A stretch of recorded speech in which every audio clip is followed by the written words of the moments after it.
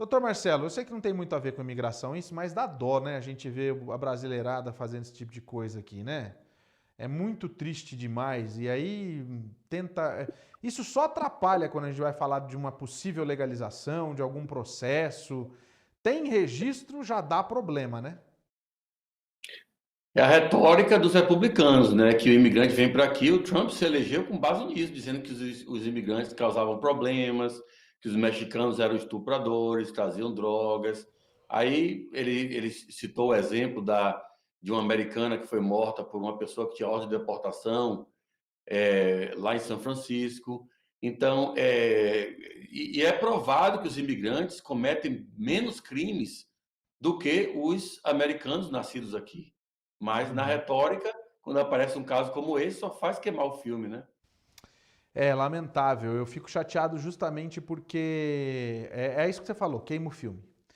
E aí fica mal visto. Igual aqueles brasileiros em Massachusetts fazendo festa, festa, festa, aglomeração. O prefeito teve que citar isso numa coletiva de imprensa que passou em todos os canais de televisão. Ah, eu vou me dirigir agora à comunidade brasileira que anda fazendo festas não autorizadas, não sei o quê. Puxa, cara, é triste. Mas é o meu trabalho também, né? Eu tenho que fazer isso. Doutor Marcelo, muito boa noite. Temos boas notícias essa semana. Essa semana promete, inclusive, porque a gente teve a confirmação do Alejandro Mayorkas, um imigrante, né? Filho de cubanos, e que agora ele bota a mão na massa e a gente já pode ver alguns avanços já nessa semana nesse sentido de imigração, né, doutor? Com certeza. Inclusive, ele já pediu à migração para fazer o relatório completo sobre os efeitos daquela regra maldita do public charge e outras regras mais que eles já pretendem cancelar, que foi regras que o Trump inventou, né? O pessoal do Trump lá inventou para perseguir os imigrantes, para limitar a imigração legal. Nem vou falar dos indocumentados, mas eles tentaram limitar a imigração legal. Então, esses estudos vão ser completados e enviados ao Alejandro Mayorkas, e aí vai ter a emissão da política, nova mudança da política interna em relação a essas regras. Public charge, a regra do NTA, né? Mandar Uhum. já para deportação, quem tiver o caso Então, negado. assim, as Aliás, pessoas que estavam naquela euforia, naquela ansiedade, como foi prometido, são 100 dias e precisava primeiro que tivesse um secretário. Não dava para fazer as coisas sem o secretário lá, né? o presidente entrou e já entrou com um projeto de lei no Congresso, já fez a suspensão da deportação por 100 dias, que um juiz federal lá do Texas suspendeu, mas também já vai acabar. Então, ele está fazendo o que ele pode, mas há coisas que são mais dentro da própria agência. E aí precisa ter o secretário, o diretor daquela agência, para fazer alteração da política interna. Olha, doutor, a gente tem muita pergunta e eu já quero Vamos lá. começar aqui, ó. Vamos lá. Primeiro, doutor Marcelo, por uma situação de F1 que trabalhou sem permissão e vai dar entrada no I-140 do EB3. Poderia explicar novamente, detalhado sobre aquela questão do trabalhou por não mais de 180 dias desde a última entrada no país? Quais formulários usa-se isso? Qual aquela seção que explica essa história? É uma pergunta que a gente tem aqui. Pergunta bem completa, né? Ele basicamente respondeu tudo já, porque ele sabe a lei. Mas vamos agora dar mais detalhes, né? Porque essa pessoa aí deve ter se consultado, porque está bem informado. Parabéns Aham. aí. Pergunta muito já muito completa, né? Mas vamos lá, então. A seção é a 245K. Se você der um Google lá, botar INA Section 245K, você vai ver que é uma exceção à regra da 245C, que proíbe a pessoa poder entrar com o ajuste de status se tiver violado os termos do status não imigrante em um processo de trabalho. No caso, é B1, é B2, é B3, esse tipo de processo de green card por trabalho. Então, a 245C diz que se você trabalhou, você não manteve o status, ou deixou de ir para a escola, ou expirou em 94, qualquer violação do status, você não qualifica para entrar com a aplicação de ajuste de status, que é o formulário I-485. a não ser que essa violação seja não ir para a escola, ou expirar o I-94, ou trabalhar sem autorização, não tenha ocorrido por mais do que 180 dias contados da última admissão. Se uma pessoa, por exemplo, eu conto sempre para os meus clientes o caso hipotético do Joãozinho. Tá? Joãozinho, pode ser também Paulinho, mas eu vou falar do Joãozinho.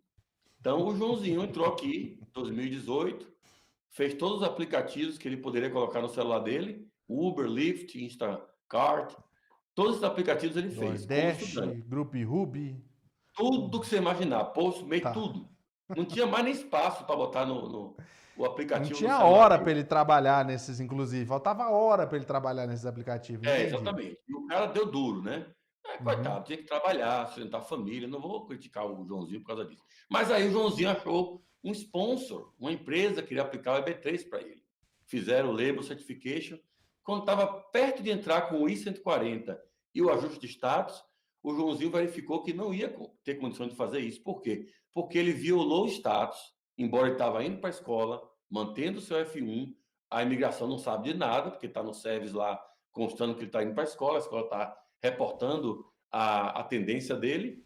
Mas aí o que aconteceu? O Joãozinho foi no advogado lá, o advogado contou para ele a sessão dos 45K, ele deu um pulo fora do país, foi lá no Canadá, passou um fim de semana em Vancouver, que é muito lindo por sinal, voltou, e quando ele voltou, ele fez o quê? Imigração outra vez. Ele foi novamente inspecionado e admitido no visto F1. Vale salientar que isso vale porque o Joãozinho tinha o visto F1 no passaporte. A pessoa que veio para aqui com uma B1, B2, mudou de status para F1, não pode se valer disso, porque se sair do país não vai poder voltar com F1, a não Uhum. ser que passe pelo consulado, que dificilmente vai dar um novo visto F1. Mas voltando para o caso do Joãozinho, então ele deu um pulo lá em Vancouver, voltou e fez imigração. Depois ele entrou com o processo e colocou no formulário 405, trabalhei, de 2018 até agora e fiz o. Olha, a luz vai corrigir, tá? Já já ela corrige a luz aí. Se bem que hoje está demorando um pouquinho mais. Talvez tenha que fazer um pouquinho mais de movimento aqui para entender que eu estou aqui na sala ainda. Mas vamos Relaxa, lá. Mas doutor, dá é para tudo ver, bem. né? Tá dando para ver ainda, fica frio. Então, beleza. Eu Qualquer vou coisa, tentar. na hora que eu vou pedir pro Tony cortar para mim depois, na hora que for fazer a pergunta, aí ele vai encher a tela, você rapidinho levanta e senta aí. Levanta aí e volta a Tá luz. bom? Então, veja bem. Combinado. Nesse caso, então, o Joãozinho colocou no formulário, inclusive, trabalhei. Daí ele retornou ao país depois de mais 2 meses, entrou com os 140, entrou com o 485, declarando que trabalhou. Sabe o que a imigração pode fazer contra ele? Nada.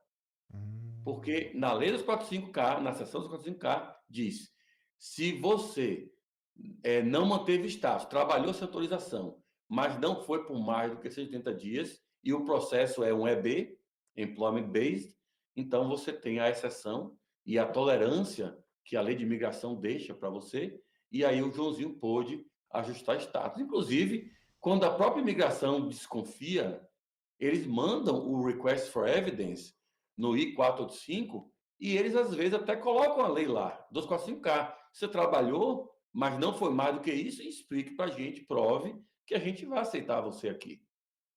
Quer dizer, isso é muito importante até para as pessoas entenderem quem está em casa que não vale nenhum tipo de. Como é que eu posso dizer? Quando a pessoa acaba falando para você: olha, você trabalhou, agora não dá mais nada. Entrando dentro dessa regra que o doutor estava explicando, são 180 dias que você tem, não é uma tranquilidade. Isso não quer dizer também que é para você sair trabalhando o tempo todo. Não, não é isso, gente. Mas você tem essa segurança. Aí eu volto a bater na tecla, e eu acho que o doutor vai concordar comigo, que é o seguinte: é, se você por um acaso está aqui com o seu visto de estudante, procure um sponsor por seu EB3. Não vai dizer que a regra que o Biden está colocando aí, que não vai privilegiar você. Você já é um privilegiado. Né? Então, por favor, faça isso. Fica a dica, tanta gente pressionando a gente, falando assim, puxa, Paulo, mas vocês só falam de indocumentados, só falam de indocumentados, só falam de indocumentados. Eu acho que aí está o ponto, né? Existe, só para explicar, esse caso dessa exceção já é um privilégio, não é, doutor? Já está na lei de imigração.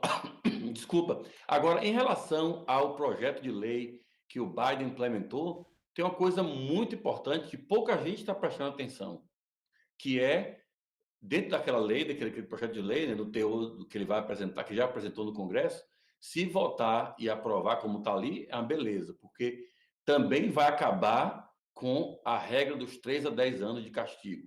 Ou seja, a pessoa que está aqui indocumentado, violou status, ou parou de ter status, ou parou de ir para a escola, sei lá, por alguma razão ficou aqui indocumentado. Essa pessoa poderia entrar no programa de legalização, que vai dar 8 anos de status condicional temporário, e depois de 8 anos pode aplicar para converter para Green Card, e depois mais 3 anos para se naturalizar. Só que... Não, doutor Marcelo, até para te falar, a lei são 5 anos na realidade, mais 3 que daí vão dar 8, pelo informe que passaram para a gente, acho que é isso, né? São 5 Eu anos. posso estar enganado, mas eu acho que era assim, mas quando foi proposta, eles colocaram que seria 8 e mais 3. Ah, então Seria houve um... uma mudança. É porque no resumo que passaram para a imprensa, tava que era 5 mais 3. Daí daria mais 8, 3 que ia para dar atualizar, né? certinho, que no fim das contas ia dar certinho com a eleição, o que não seria muito favorável pensando assim na questão dos republicanos, etc, né? Porque ia dar muito certo com um ano de legalização de cidadania dessas pessoas. Então realmente pode ter sido isso. Eles devem divulgar Mas tudo também, né? bem. A lei completa, o que foi colocado lá, né, doutor Marcelo? Com certeza. E a gente vai saber o teor já já, que vai sair publicado tudo direitinho. O que saiu foi alguns esboços, alguns Uhum. outlines, mas vai sair depois o texto completo para a gente poder analisar. Mas o interessante é que com a eliminação da punição de 3 a 10 anos, o que acontece? O sujeito que entrou aqui está fora de status, por alguma razão não qualifica para fazer o ajuste de status, porque tem mais de 6 meses que está fora de status. Ele não precisa entrar pelo programa dos 5 anos mais 3 ou 8 que seja. Ele pode simplesmente fazer um EB3, faz a fase 1, faz a fase 2, que é os 140, e aí o que acontece? A fase 3 ele faz processo consular. Por quê? Porque, embora não qualifique para fazer o ajuste de status aqui, ele vai poder ir ao Brasil quando tiver entrevista e não vai ter o castigo. O problema de sair do país para fazer entrevista é o castigo dos 3 a 10 anos, que no caso tem que fazer um waiver, né? O perdão para quem tem um parente qualificante. Nesse caso, se acabou a punição, não precisa pedir perdão. Basta que, já que não qualifica para ajustar o status aqui, vá ao Brasil, fazer sua entrevista e vai retornar com segurança e ter o seu green card no seu retorno. Então, até para quem está pensando em aplicar pela regra do Biden, se tiver um EB3, se tiver algum sponsor interessado em aplicar um EB3, pode ser uma boa opção, porque vai dar o green card bem mais rápido do que esse programa do Biden aí. Então, Ó, o programa do eu vou Biden agora é para umas, eu vou agora para umas perguntas do pessoal que está na audiência, né? Desculpa, viu, doutor, ter interrompido, mas é o delay, esse negócio de delay é complicado. é Isabela isso Ribeiro mesmo. Silva, olha só, estou há 1 ano e 3 meses, eu imagino, esperando meu green card por casamento andar. Eu estou no Brasil. Gostaria de perguntar ao doutor Marcelo se ele tem alguma notícia boa ou alguma previsão para processos como o meu. Ela tem, no caso, um processo de casamento com... Ela falou, eu estou há 1 ano e 3 meses, eu acho que deve ser um K1, né? Estou há um Sim, ano e mas três meses esperando ela meu se green casou card por com casamento andar. um residente. Como? Sim, ela fez o caso, um caso de noivo, né? Então ela fez o K1. Uhum. Sim, porque também existe o K3, que chama de noivo, mas é quem está casado já. Então tem que ver qual foi que ela fez. Mas veja bem, nesse programa que o Biden está tentando implementar, ele vai dar prioridade à união das famílias, né? Então, no caso, trazer quem for noivo, ou se for o K3 que está casado já, ou quem fez a petição consular, tudo isso vai ser dado prioridade. O problema não é a questão da legislação nova ou da legislação atual. A questão é o tal do coronavírus que não está deixando os consulares abrirem. Então, esse que é o problema que está passando agora, e não necessariamente a lei nova. Adilar Carvalho, muita gente perguntando isso também. A Adilar Carvalho pergunta o seguinte: Fala sobre o Advance Parole por visto de residente. Se é garantido ir ao Brasil e voltar mesmo sem o green card e somente com autorização de viagem e o work permit. Normalmente a pessoa vai conseguir entrar desde que não tenha restrição do coronavírus. Porque o coronavírus deixou essa restrição de você ter que passar 14 dias no México, ou no Chile, ou sei lá onde, mas na verdade isso não tem nenhuma isenção para quem tem o Advance Parole, é mesmo que entrar com um visto de turista, nesse caso, né? Não é efeito legal perante a lei de imigração, mas para efeito da viagem, da entrada do coronavírus, vai ser igual a um turista entrando aqui. E aí é aquela coisa, vai ter que fazer de qualquer forma a quarentena para poder entrar, seja num país que. Porque não tem o green card. Agora, quem tem green card faz só o PCR, né? Não tem problema, que é E o a que, quarentena é o que eles estão tem aqui, propondo.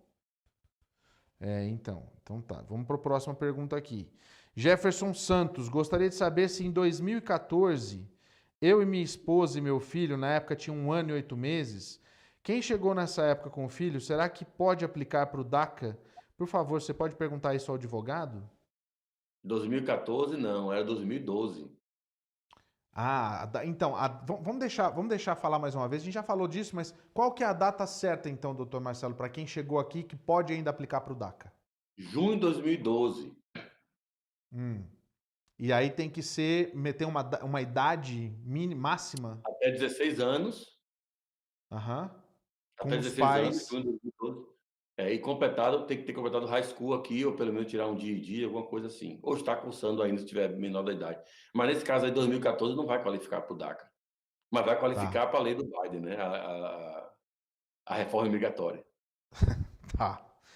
Então tá, Jéssica Durkin. Boa noite, PS doutor Marcelo. Gostaria de saber se há uma previsão do cancelamento do Public Charge. A gente falou sobre isso, que é o Form WE944. Um grande abraço, parabéns pelo seu excelente programa, Jéssica. A gente até falou sobre isso, né, doutor? O Alejandro Maioca já foi confirmado, né?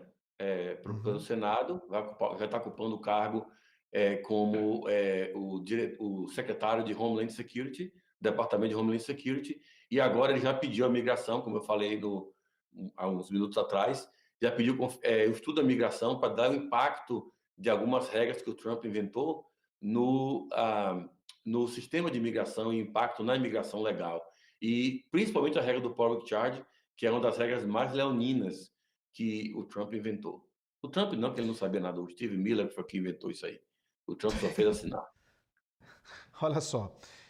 Doutor, é o Costa que está falando aqui. Quanto tempo está levando a entrevista para a cidadania e qual é o custo? Eu vivo na Flórida. Após eu aplicar para a cidadania, eu posso ir ao Brasil? Poder pode, mas vai ter que depois, quando for para a entrevista, você tem que emendar lá, fazer uma emenda lá no formulário, explicar que você teve a viagem a mais, porque as viagens têm que ser contadas. Os dias que você por fora, nos últimos 5 anos, ou 3, se for para o casamento, mas os últimos 5 anos tem que ter mais da metade do tempo aqui. Então, é bom você consertar o recorde quando for fazer a entrevista. Mas, em termos do tempo que está levando, é bem relativo isso. Tem casos que pode levar 3 meses, 4 meses, 5 meses, depende do distrito. Distritos mais populados, né, como por exemplo, populosos, né, como Califórnia, Los Angeles, São Francisco, Nova York, deve estar levando mais tempo do que outros lugares como Kentucky ou Oklahoma. Então, Montana? depende muito desse ponto também. Mas foi até bom fazer essa pergunta, porque na legislação que o Biden propôs, também tem, inclusive ele está já fazendo esse estudo para diminuir o tempo de processamento de casos de naturalização, para meio que streamline, facilitar, desburocratizar o sistema de naturalização. Ok. Rafael Medeiros. Paulo, mais cedo no seu vídeo, eu falei sobre o meu caso. Estou há 7 anos aguardando a minha entrevista para Green Card. É o Visa Class F11 e não F1, como informei lá. Queria saber se tem alguma novidade para esse tipo de visto. Então ele deve ser o F11. De família, né? Então ele está esperando aí uma desculpa, ele está esperando aí o Visa Bulletin, né, no caso. E o Visa Bulletin não vai mudar muita coisa por agora, mas como o programa que o Biden implementou, novamente voltando a falar dessa reforma migratória, lá também tem a previsão de um aumento de cotas de visas, de cota anual de visas família, trabalho, eliminação de limite por país, então de família vai aumentar bastante. Também estamos conversando de não deixar os dependentes derivativos contarem contra o limite anual. Então, tem uma série de Uhum. coisas que a gente acha que essa fila vai andar mais rápido para todas as categorias F e EB. O que eu queria até emendar nessa pergunta, Duda, a gente tem mais várias perguntas aqui, mas eu queria emendar na pergunta seguinte. Tá, por cargas d'água não passa essa reforma, tá? Se Deus quiser vai passar. Mas o Biden já falou a respeito de equipar, né, a imigração para poder andar mais os processos imigratórios. Então, de um jeito ou de outro, existe essa situação de melhoria no processamento dos processos que já existem e a forma como está. Então, para a gente não ficar só pensando na aprovação, que eu acho que é ótimo, né? A gente imaginar que mesmo que não passe, a gente vai ter vários outros benefícios na canetada, na ordem executiva, né? Exatamente, está certo, porém, nessa parte da pergunta do ouvinte aí, não vai mudar muita coisa, porque isso não pode ser feito com ordem executiva. Isso aí é o número de visas que a imigração pode emitir por categoria, que é com base na lei que o Congresso autorizou. Então, sem o Congresso, ele não pode aumentar a cota ou mudar a forma como isso aí é contado. Então, Uhum. não deve acontecer dessa forma, mas, obviamente, que os casos vão ser processados de forma mais rápida aqui nos Estados Unidos e também no Departamento de Estado. Mas a fila tem que ser obedecida. Ok, Natália Freire, qual é o benefício para quem está nos Estados Unidos legalmente? Olha lá, não falei que eles perguntam? Eles perguntam. Está aqui Existe, legalmente. existe algum benefício? Porque pelo que eu vi, só quem se beneficia com essa reforma são as pessoas fora de status. Pô, Não, não. As pessoas que estão fora de status vão entrar na fila. E só depois que a fila acabar, por isso que eles vão dar essa previsão, 5, 8 anos, você vai ver como é que vai ser ainda, com base no estudo que vão fazer, porque não é justo deixar as pessoas que estão indocumentadas, que deixaram passar o status, na frente daqueles que estão aqui mantendo, suando lá e fazendo o possível para manter o status de estudante ou o que seja. Então, não vai haver isso aí. Agora, quem está como estudante vai ter o caso processado mais rápido. Existe também uma previsão nesse projeto de lei de dar uma forma do estudante já conseguir brincar de forma mais rápida. Não está claro ainda como vai ser isso. A gente vai depois uhum, explicar melhor quando a gente souber, obviamente. Mas existe uma previsão e também o fato de estar aqui legal no país, obviamente que não vai ter que pagar as multas, né? Porque certamente quem está com esse status indocumentado aí, status violado aí, de alguma forma, não vai ser só assinar o formulário e mandar para lá, vai ter que pagar algumas multas, porque se não pagar as multas, não é nem todo republicano e democrata que vai aceitar. Então tem que haver uma penalidade. Então, uhum. mantenha o seu status, por favor, não é hora de querer deixar de ir para a escola para economizar os US$ 500 por mês e depois ter que pagar muito mais do que isso em multa e ficar no Uhum. fim da fila. Né? Então, a hora não é de perder seu status por causa disso. É, há males que vêm para bem, mas não é bem assim também, né? Tatiana Lessa, boa noite. O pai da minha filha faleceu. Ela tem direito à lei do SIJS e ela poderia passar para mim ou para os irmãos? Bom, aí tem que ver qual era o status do pai, tinha algum processo pendente. Aí eu não tenho informação suficiente para dar essa resposta. Uhum. Tá, então, Tatiana, o que eu sugiro para você é entrar em contato com o advogado. É uma coisa que é muito específica. Entre em contato com o advogado de imigração, você pode falar com o Dr. Marcelo Gondim através do gondimlaw.com e você já tira a sua dúvida a respeito disso e de repente, olha só, alguma coisinha que você tem que fazer a mais, um detalhezinho que pode resolver sua vida.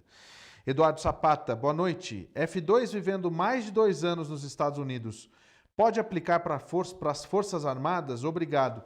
Doutor Marcelo, essa é uma das perguntas que eu mais tenho recebido, é se o Biden vai revogar aquela situação da outra administração do Trump, que ele cortou imigrante nas Forças Armadas. Eu acho que vai sim. né? Eu acho que vai voltar a aceitar.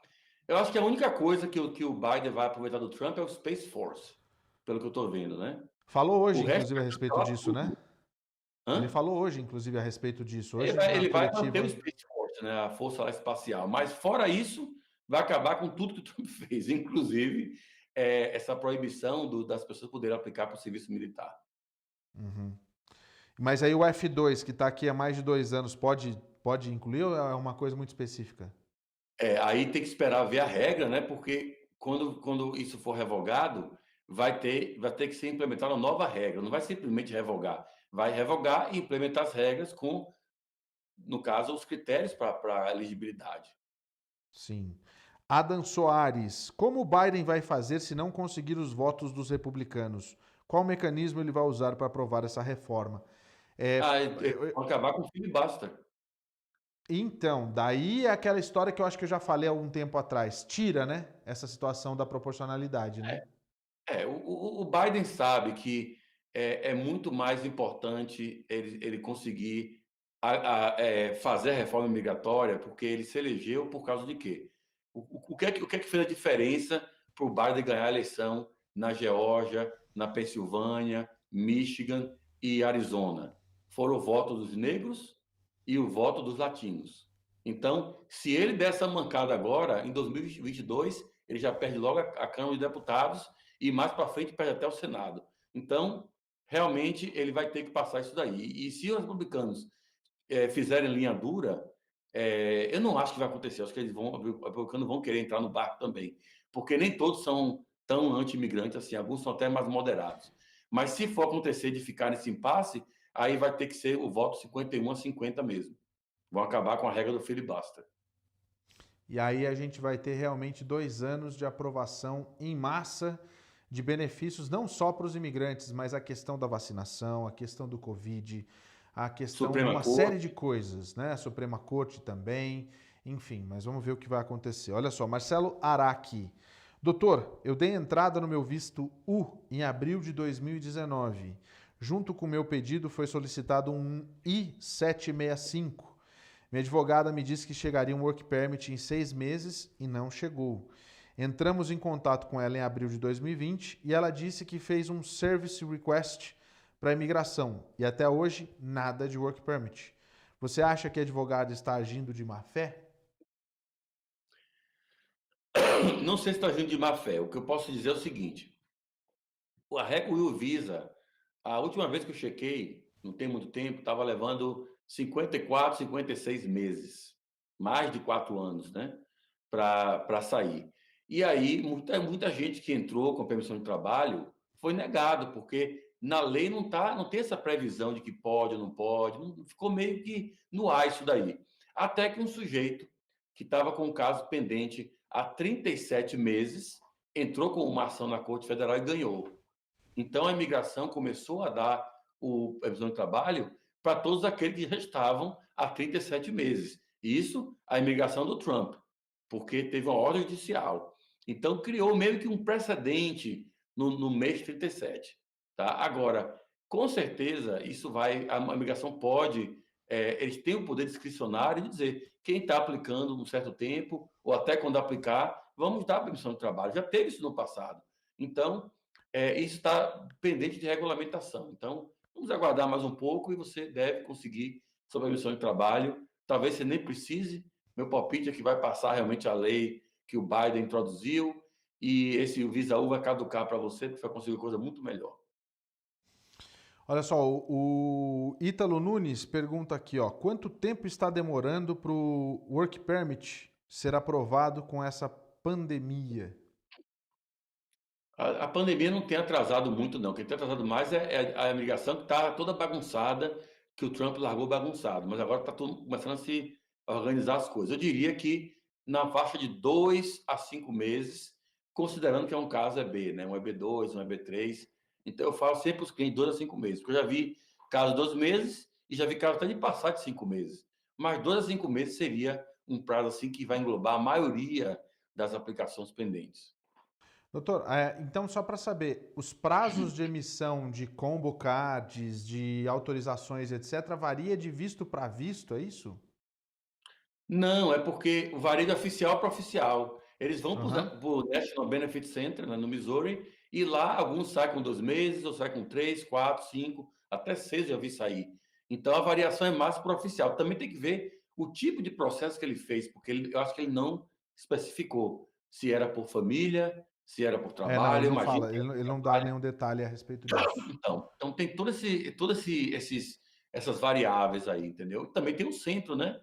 Tem o centro do Texas e o centro de Nebraska, se for para o trabalho. Então, tem que ver como é que está isso daí. Mas a média, realmente, eu diria, de forma genérica, 2 a 5 meses. Que não é uma coisa muito precisa, mas é o Outra melhor coisa que que eu eu acho que posso fazer. é bom a gente falar aqui é que na administração anterior foram cortados contratos com empresas que emitiam os documentos. Então a gente tem, por enquanto, só uma empresa emitindo. Então isso vai afunilando.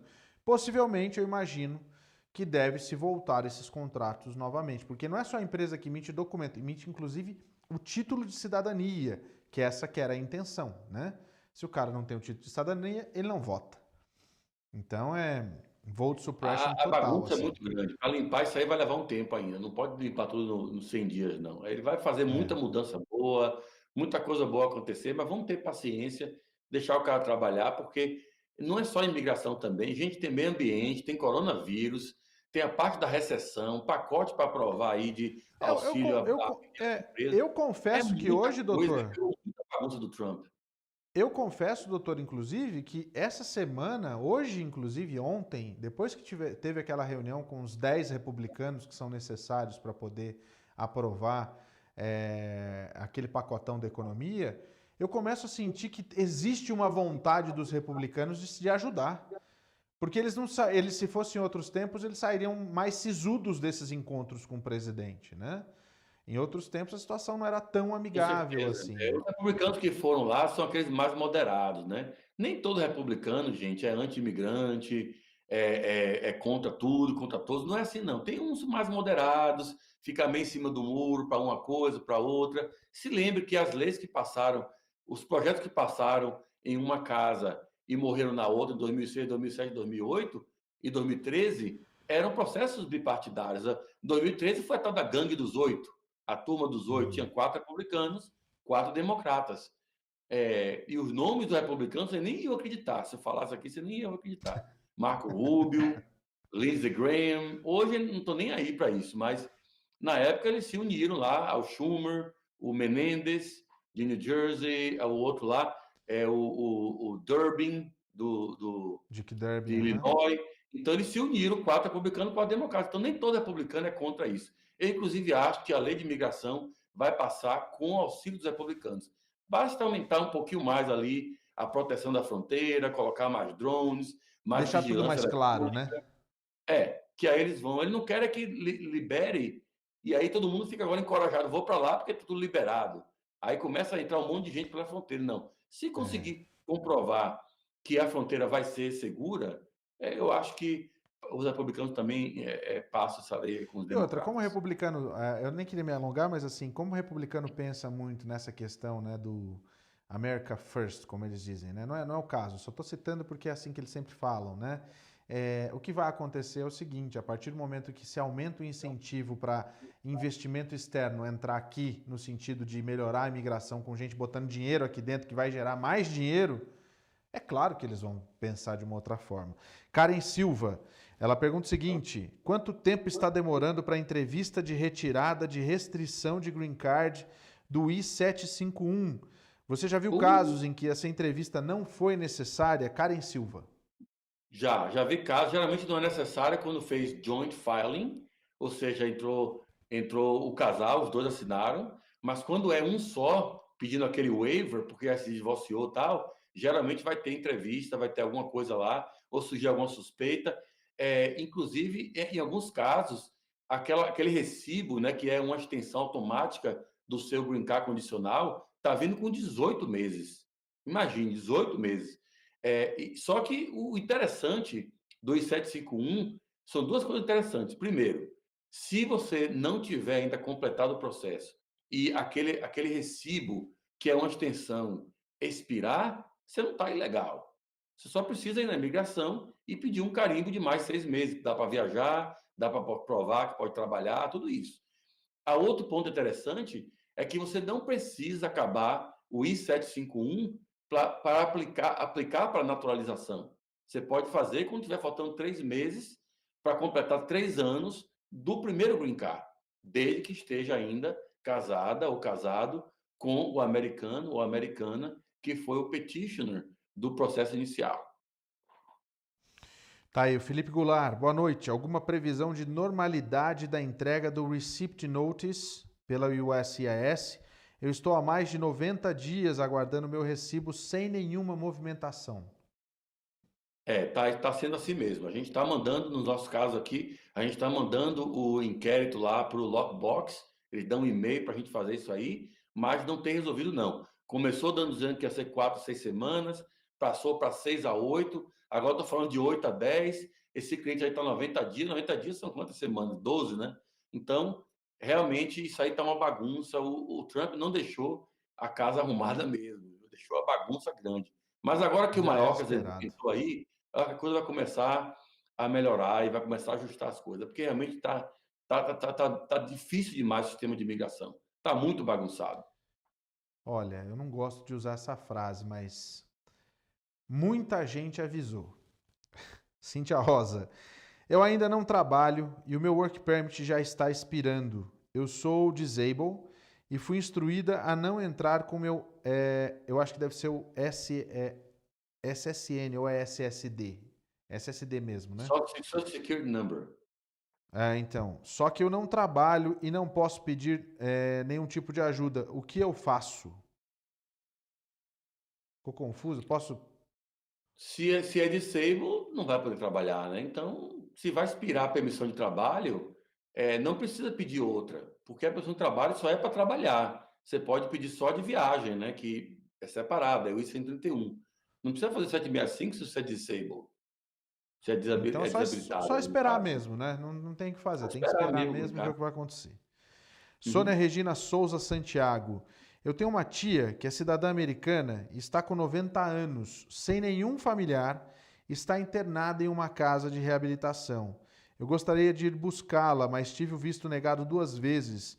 Tem algum outro jeito de buscá-la? Existe um jeito, não é garantido que vai conseguir, mas é o chamado parole humanitário, tá? Você pode pedir uma permissão de viagem para entrar no país, não vale como visa, mas uma permissão para entrar aqui para cuidar de alguém ou para você mesmo se cuidar, por uma questão de saúde, é o parole humanitário. Não é muito fácil de ser aprovado isso, apenas 25% dos casos saem aprovados e quase todos são para questão de tratamento de saúde, mas eu já tive, inclusive, casos aprovados assim no passado. Então tá, olha, a última pergunta que eu tenho aqui, ó. Boa noite. Eu acho que é Mrs. Wellington. Eu estou no processo de DS 260. Eu sou esposa de cidadão americano. Só estou aguardando a minha entrevista no Brasil. Será que eu tenho alguma agilização por ser esposa de cidadão? Por favor, se puder me responder. Com certeza, quando os consulados começarem a abrir, no caso seria do Rio de Janeiro, né? Quando começar Uhum. a abrir normalmente e aceitar as entrevistas, as esposos de americanos e americanas vão ter alguma prioridade nisso aí do que visto de turista, estudante, né? Então não adianta. E a gente tem que entender que não é só o desejo do governo americano, precisa da vontade política do país em questão, seja o Brasil, seja quem for. Se tá, a gente está falando, o consulado está fechado na Argentina. Precisa ter uma política pública de saúde na Argentina para que o governo americano veja, não, está dando certo, agora a gente pode abrir. Então não é Tá só o seguro governo americano que para resolve. trabalharem, né? Exatamente. Olha, gente, a gente tem muita pergunta ainda, muita gente mandando pergunta, já são 9h36. Eu só tenho que agradecer você que está em casa. Toda quarta-feira a gente tem ele aqui, o Dr. Marcelo Gondim. A gente vai pedir para você, que não dá tempo, eu já falei, vocês querem que a gente faça um programa só do Dr. Marcelo? A gente faz, né? A gente vai fazer. Qual o melhor horário para vocês? Depois do jornal, um pouquinho mais tarde? Veja aí, manda para vocês a nossa sugestão, que daí a gente vai deixar lá na última publicação no Instagram para você decidir, porque o Dr. Marcelo já tem que mandar um programa só dele agora, né? Ele manda muito bem falando e instruindo vocês. Então eu peço desculpas, mas a gente volta na próxima quarta-feira. E se você quer realmente falar com o Dr. Marcelo, você pode entrar em contato através do gondinlaw.com. É muito fácil, tá muito bem, é muito tranquilo para você marcar a sua consulta e falar com o Dr. Marcelo lá. Dr. Marcelo, muito obrigado mesmo por mais uma quarta-feira bastante produtiva. Eu que agradeço, Paulo. Boa noite a todos. Boa noite.